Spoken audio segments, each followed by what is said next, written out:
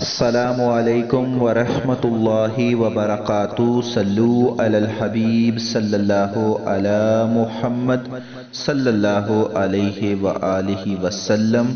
رضائے الہی چینل میں آپ سب کو خوش آمدید کہتے ہیں۔ اللہ عز و جل سے دعا ہے کہ اللہ عز و جل آپ سب پر اپنا خاص کرم فرمائے، دونوں جہانوں کی بلائیاں عطا فرمائے، خوشیاں عطا فرمائے، ہر دکھ اور تکلیف سے محفوظ رکھے۔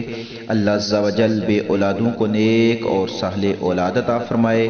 اللہ عز و جل بے روزگاروں کو اپنی بارگاہ اقدس سے رزق حلال کمانے اور کھانے کی توفیق عطا فرمائے، اور جتنے بھی لوگ بیمار ہیں اللہ عز و جل سب کو صحت کاملہ عاجلہ والی لمبی عمر عطا فرمائے۔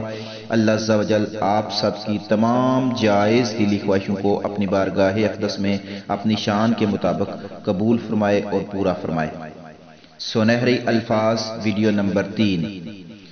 جن کا اندر مضبوط ہو باہر کے طوفان ان کو کچھ نہیں بگاڑ سکتے۔ جن کا اندر مضبوط ہو باہر کے طوفان ان کا کچھ نہیں بگاڑ سکتے۔ اگر انسان اندر سے مضبوط ہو، اندر سے اس کا تعلق رب سے مضبوط ہو، تو باہر کے طوفان اسے کچھ نہیں کہہ سکتے، کیونکہ اس کا رابطہ اپنے رب سے بہت مضبوط ہے۔ انسان اپنے اندر کی جنگ لڑ لے تو باہر کی جنگ جو ہے اس کا سامنا کم ہی کرنا پڑتا ہے۔ انسان اپنے اندر کی جنگ لڑ لے تو باہر کی جنگوں کا سامنا کم ہی کرنا پڑتا ہے۔ اصل حقیقت تو یہی ہے کہ انسان اپنے اندر سے جو اس کی خامیاں ہیں ان کو دور کر لے تو پھر انشاءاللہ اس کو بہت ہی اعلیٰ مقام ملے گا۔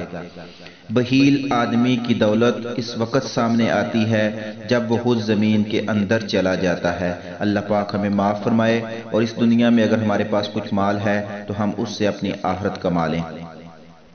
یہ ضروری نہیں ہے کہ جو کوئی خوبصورت ہو، نیک سیرت بھی ہو، کام کی چیز اندر ہوتی ہے۔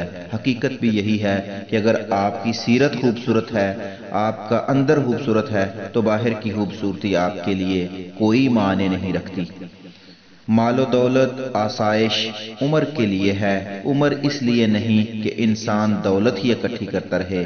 تو اصل حقیقت تو یہی ہے، یہ دولت جو آپ کے پاس ہے اس سے آپ نے اپنی زندگی آسان کرنی ہے، اور اگر آپ زندگی آسان کرنے کی بجائے دولت کے پیچھے ہی بھاگتے رہے تو یہ دولت تو سب نے یہاں ہی چھوڑ جانی ہے، کسی نے ساتھ کوئی چیز نہیں لے کے جانی۔ اللہ عز و جل ہمیں اس دنیا میں رہ کر ایسے کام کرنے کی توفیق عطا فرمائے جس سے ہمیں دنیاوی فائدہ بھی ہو اور اخروی فائدہ بھی ہو۔ اللہ عز و جل ہماری ہر کاوش کو اپنی بارگاہ اقدس میں قبول و منظور فرما لے، اور اللہ عز و جل ہم سے جو کوتاہیاں اور غلطیاں ہوتی ہیں اللہ پاک انہیں معاف فرما دے۔ اللہ عز و جل ہم سب کو دونوں جہانوں میں کامیابی عطا فرمائے۔ السلام علیکم ورحمۃ اللہ وبرکاتہ۔